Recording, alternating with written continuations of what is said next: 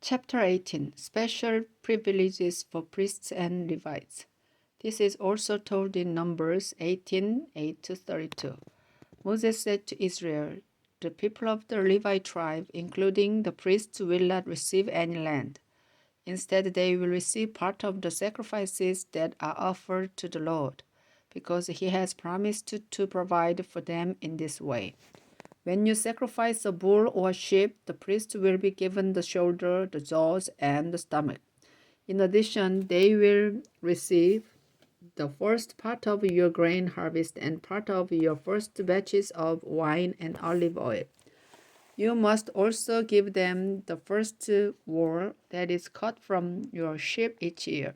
Give these gifts to the priests, because the Lord has chosen them and their descendants out of all the tribes of Israel to be His special servants at the place of worship. Any Levite can leave his hometown and go to the place where the Lord chooses to be worshipped, and then be a special servant of the Lord there. Just like all the other Levites, some Levites may have money from selling family possessions, and others may not. But all Levites serving at the place of worship will receive the same amount of food from the sacrifices and gifts brought by the people. Don't do disgusting things. Moses said to Israel, "Soon you will go into the land that the Lord your God is giving you. The nations that live there do things that are disgusting to the Lord, and you must not follow their example. Don't sacrifice your son or daughter, and don't try to use any kind of magic or witchcraft to tell fortunes, or to cast spells, or to talk with the spirits of the dead. The Lord is disgusted with anyone who does these things, and that's why He will help you destroy the nations that are in the land. Never be guilty of doing any of these disgusting things." A prophet like Moses. Moses said to Israel, "You will go in and take the land from nations that practice magic and witchcraft, but the Lord your God won't allow you to do those things. Instead, He will choose one of your own people to be a prophet just like me, and you must do what that prophet says." You were asking for a prophet the day you were gathered at Mount Sinai and said to the Lord, "Please don't let us hear your voice or see this terrible fire again. If we do, we will die." Then the Lord told me, "Moses, they have said the right thing, so when I want to speak to them, I will choose one of them to be a prophet like you. I will give my message to that prophet who will tell the people exactly what I have said. Since the message comes from me, anyone who doesn't obey the message will have to answer to me. But if I haven't spoken and a prophet claims to have a message from me, you must kill that prophet, and you must also kill any prophet who claims to have a message from another God." Moses said to Israel, "You may be asking yourselves, how can we tell if a prophet's message really comes from the Lord? You will know, because if the Lord says something will happen, it will happen. And if it doesn't, you will know that the prophet was falsely claiming to speak for the Lord. Don't be afraid of any prophet whose message doesn't come from the Lord." Chapter 19 Safe Towns. This is also told in Numbers 35, 9-12, Joshua 21-9. Moses said to Israel, "Soon you will go into the land and attack the nations. The Lord your God will destroy them and give you their lands, towns, and homes. Then after you are settled, you must choose 3 of your towns to be safe towns. Divide the land into 3 regions with 1 safe town near the middle of each, so that a safe town can be easily reached from anywhere in your land. Then if one of you accidentally kills someone, you can run to a safe town and find protection from being put to death.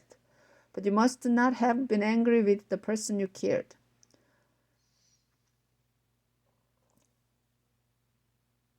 For example, suppose you and a friend go into the forest to cut wood. You are chopping down a tree with an axe. When the axe head slips off the handle, hits your friend and kills him, you must run to one of the safe town. and save your life. You don't deserve to die, since you did not mean to harm your friend, but he did get killed, and his relatives might be very angry. They might even choose one of the men from their family to track you down and kill you. If it is too far to one of the safe towns, the victim's relative might be able to catch you and kill you. That's why I said there must be 3 safe towns. Israel, the Lord your God has promised that if you obey his laws and teachings I'm giving you, and if you always love him, then he will give you the land he promised to your ancestors. When that happens, you must name 3 more safe towns in the new territory. You will need them so innocent people won't be killed on your land while they are trying to reach a safe town that is too far away. You will be guilty of murder if innocent people lose their lives because you didn't name enough safe towns in the land the Lord your God will give you. But what if you really do commit murder? Suppose one of you hates a neighbor. So you wait in a deserted place, kill the neighbor, and run to a safe town. If that happens, the leaders of your town must send messengers to bring you back from the safe town. They will hand you over to one of the victim's relatives, who will put you to death. Israel, for the good of the whole country, you must kill anyone who murders an innocent person. Never show mercy to a murderer. Boundary marks. Moses said to Israel, in the land the Lord is giving you, there are already stones set up to mark the boundaries between fields. So don't move those stones. Witnesses must tell the truth. Moses said to Israel, before you are convicted of a crime, at least 2 witnesses must be able to testify that you did it.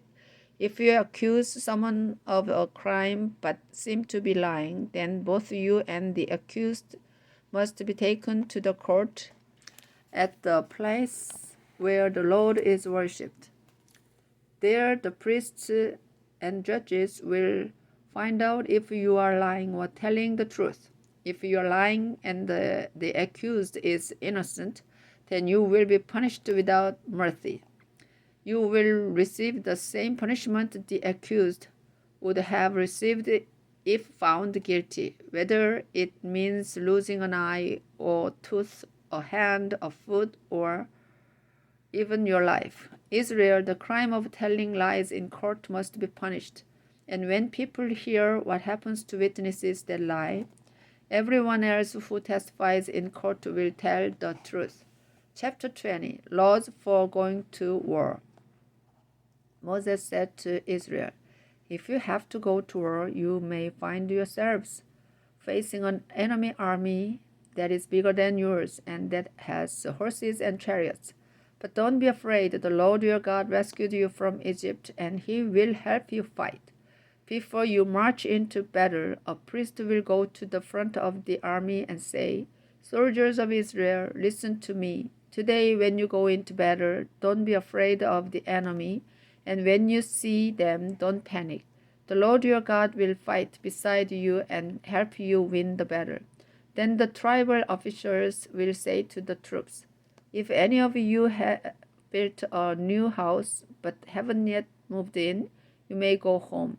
It isn't right for you to die in battle and for somebody else to live in your new house. If any of you have planted a vineyard but haven't had your first grape harvest, you may go home. It isn't right for you to die in battle and for somebody else to enjoy your grapes. If any of you are engaged to be married, you may go back home and get married. It isn't right for you to die in battle and for somebody else to marry the woman you are engaged to. Finally, if any of you are afraid, you may go home. We don't want you to discourage the other soldiers. When the officers have finished giving these orders, they will appoint officers to be in command of the army. Before you attack a town that is far from your land, offer place to the people who live there. If they surrender and open their town gates, they will become your slaves. But if they reject your offer of peace and try to fight, surround their town and attack. Then, after the Lord helps you capture it, kill all the men. Take the women and children as slaves and keep the livestock and everything else of value. Whenever you capture towns in the land the Lord your God is giving you, be sure to kill all the people and animals. He has commanded you to completely wipe out the Hittites, the Amorites, the Canaanites, the Perizzites, the Hivites, and the Jebusites. If you allow them to live, they will persuade you to worship their disgusting gods, and you will be unfaithful to the Lord. When you are attacking town, don't chop down its fruit trees, not even if you have had the town surrounded for a long time. Fruit trees aren't your enemies, and they produce food that you can eat, so don't cut them down. You may need wood to make ladders and towers to help you get over the walls and capture the town, but use only trees that you know are not fruit trees. Chapter 21, Unsolved Murder.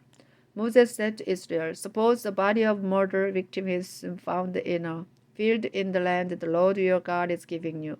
No one knows who the murderer is. The judges and other leaders from the towns around there must find out what town is the closest to where the body was found. The leaders from the town will go to their cattle herds and choose a young cow that has never been to put work. They and some of the priests will take this cow to a nearby valley where there is a stream but no crops. Once they reach the valley, the leaders will break the cow's neck. The priests must be there because the Lord your God has chosen them to be his special servants at the place of worship. The Lord has chosen them to bless the people in his name and to be judges in all legal cases, whether property or injury is involved. The town leaders will wash their hands over the body of the dead cow and say, we had no part in this murder, and we don't know who did it. But since an innocent person was murdered, we beg you, our Lord, to accept this sacrifice and forgive Israel. We are your people, and you rescued us. Please don't hold this crime against us. If you obey the Lord and do these things, he will forgive Israel. Marrying a woman taken prisoner in war. From time to time, Moses said to Israel, from time to time, you men will serve as soldiers and go off to war. The Lord your God will help you defeat your enemies, and you will take many prisoners.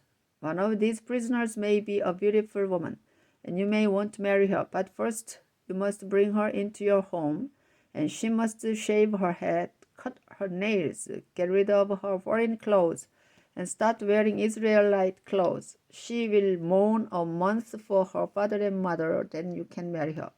Later on, if you are not happy with the woman, you can divorce her and she can go free.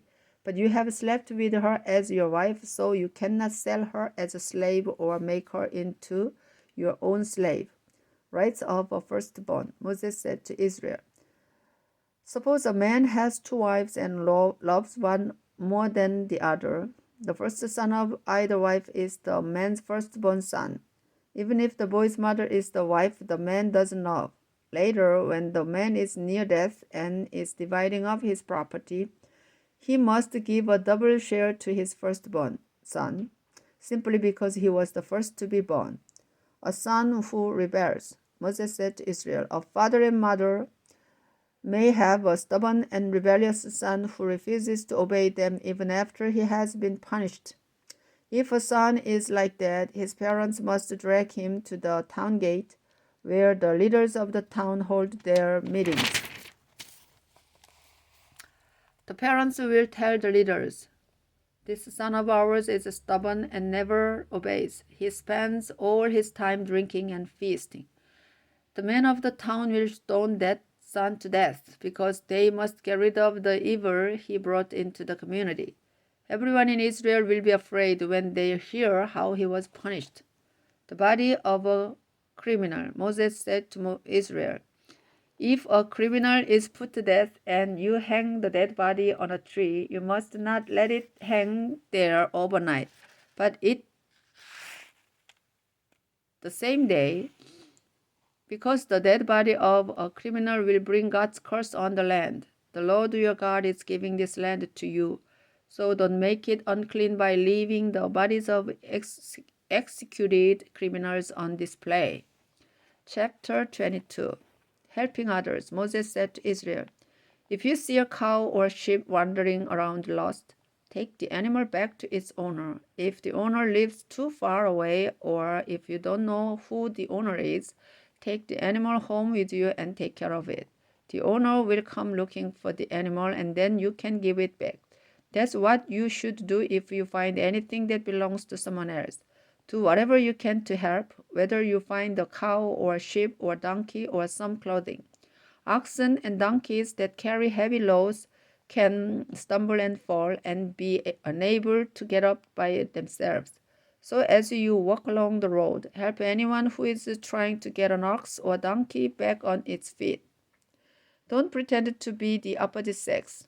Moses said to Israel, women must not pretend to be men, and men must not pretend to be women. The Lord your God is disgusted with the people who do that. Don't take a mother bird. Moses said to Israel, as you walk along the road, you might see a bird's nest in a tree or on the ground. If the mother bird is in the nest with either her eggs or her baby birds, you are allowed to take the baby birds or the eggs, but not the mother bird. Let her go free, and the Lord will bless you with a long and successful life. Put a wall around your flat roof. Moses said to Israel, if you build a house, make sure to put a low wall around the edge of the flat roof. Then if someone falls off the roof and is killed, it won't be your fault. Laws against mixing different things.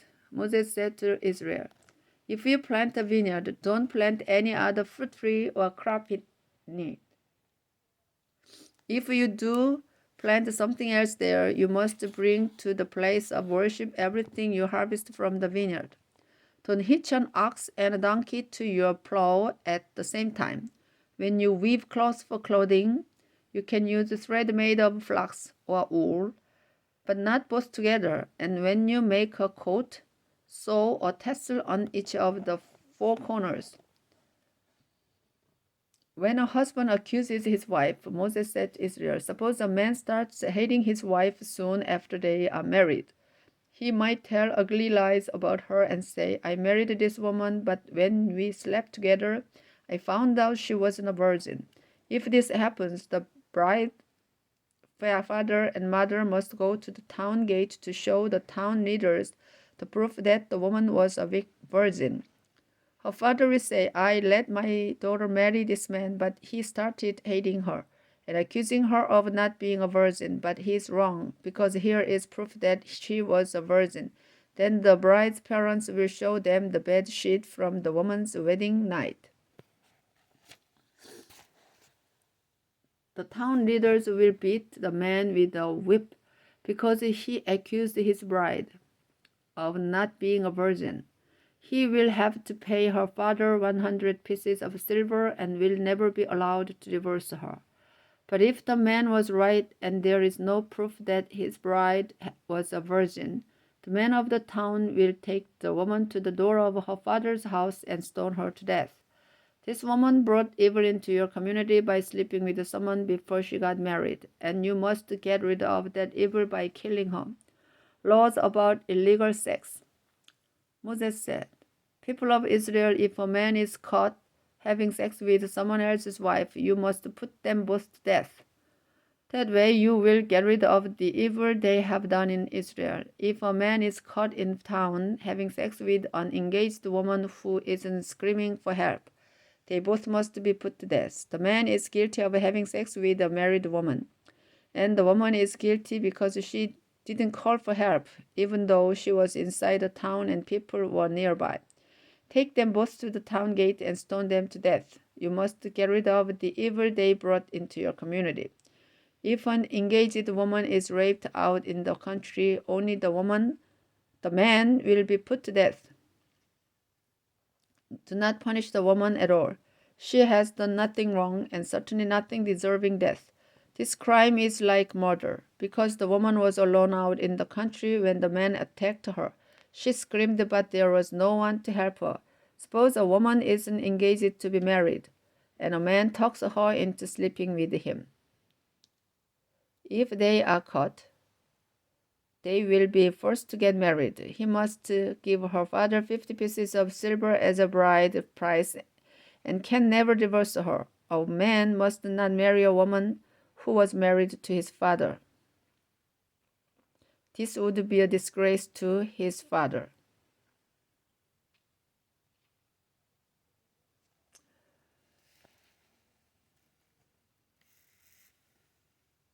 Chapter 23. Who cannot become one of the Lord's people? Moses said to Israel, if a man's private parts have been crushed or cut off, he cannot fully belong to the Lord's people. No one born outside the legal marriage or any of their descendants for 10 generations can fully belong to the Lord's people.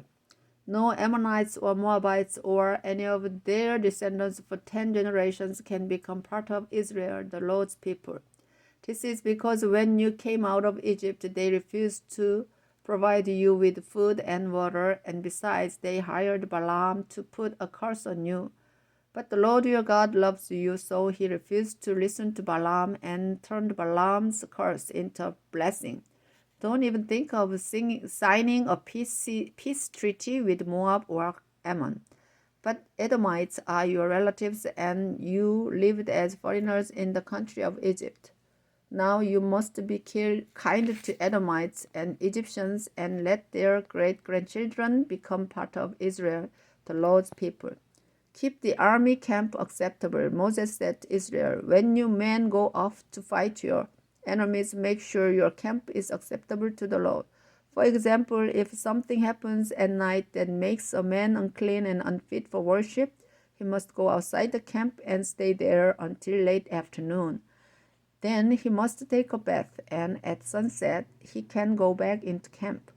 Set up a place outside the camp to be used as a toilet area, and make sure that you have a small shovel in your equipment. When you go out to the toilet area, use the shovel to dig a hole. Then after you relieve yourself, bury the waste in the hole. You must keep your camp clean of filthy and disgusting things. The Lord is always present in your camp, ready to rescue you and give you victory over your enemies. But if he sees something disgusting in your camp, he may turn around and leave. Runaway slaves from other countries, Moses said. When runaway slaves from other countries come to Israel and ask for protection, you must not hand them back to their owners. Instead, you must let them choose which one of your towns they want to live in. Don't be cruel to runaway slaves. Temple prostitutes, Moses said. People of Israel, don't any of you ever be temple prostitutes. The Lord your God is disgusted with men and women who are prostitutes of any kind, and he will not accept a gift from them, even if it had been promised to him. Interest on loans, Moses said. When you lend money, food, or anything else to another Israelite, you are not allowed to charge interest. You can charge a foreigner interest. But if you charge other Israelites interest, the Lord your God will not let you be successful in the land you are about to take. Sacred promises to the Lord. Moses said, people of Israel, if you make a sacred promise to give a gift to the Lord, then do it as soon as you can. If the Lord has to come looking for the gift you promised, you will be guilty of breaking that promise. On the other hand, if you never make a sacred promise, you can't be guilty of breaking it. You must keep whatever promises you make to the Lord. After all, you are the one who chose to make the promises. Eating someone else's produce, Moses said. If you go into a vineyard that belongs to someone else, you are allowed to eat as many grapes as you want while you are there. But don't take any with you when you leave. In the same way, if you are in a grain field that belongs to someone else, you can pick heads of grain and eat the kernels. But don't cut down the stalks of grain and take them with you.